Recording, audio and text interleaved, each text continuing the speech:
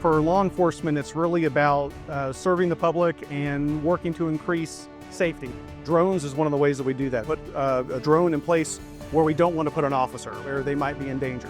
Being here at this event is really about finding those pathways to deconflict in the airspace, make sure that we're not flying into each other. What it comes down to is enabling public safety missions, but in a safe manner when you think about the other things that are up in the sky.